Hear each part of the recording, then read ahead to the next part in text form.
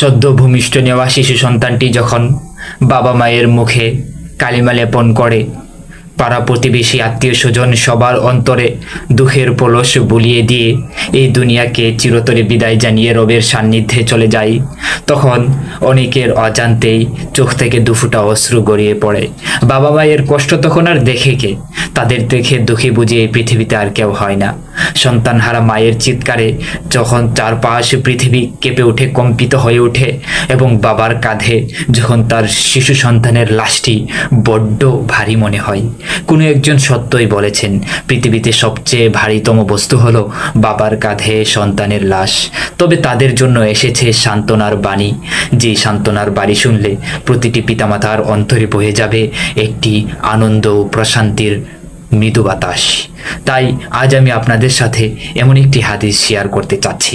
তিরমিজি শরীফে এসেছে, আল্লাহ তাআলা প্রশ্ন করছেন, তোমরা কি আমার বান্দার সন্তানের রূহকে কবজা করে নিয়ে এসেছো? ফেরেশতারা বলেন, হ্যাঁ, আমরা তার রূহকে কবজা করে নিয়ে এসেছি। তখন আল্লাহ আবারও প্রশ্ন করবেন, তোমরা কি আমার বান্দার হৃদয়ের স্পন্দন, তার হৃদয়ের মণি, তার অন্তরের ভালোবাসাকে কেড়ে নিয়ে এসেছো? ফেরেশতারা বলেন, হ্যাঁ, আমরা তাই করেছি। তখন আল্লাহ তাআলা বলেন, মাযা ক্বালা আবদি, আমার বান্দা তখন কি বলেছে? ফেরেশতারা বলে, হামিদাকা ওয়াস্তারজা আও হামিদাল্লাহ ওয়াস্তারজা, সে তো আপনার প্রশংসা করেছে, সে তো ইন্না লিল্লাহ পড়েছে, সে তো বলেছে যে সকল প্রশংসা আল্লাহ তাআলার এবং আমরা সবাই আল্লাহ তাআলার জন্য এবং তার দিকেই প্রত্যাবর্তন করব।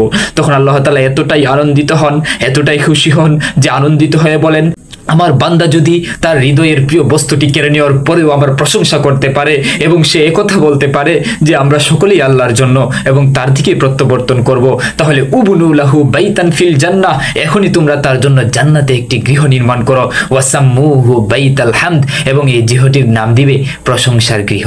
এই গৃহটির নাম দিবে শান্তির আলোয়, প্রশংসার আলোয়। কেননা এই গৃহটিকে আমি প্রদান করেছি সে আমার প্রশংসা করার কারণে।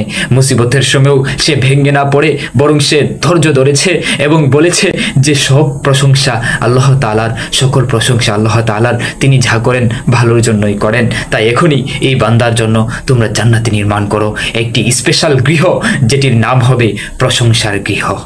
সুবহানাল্লাহ।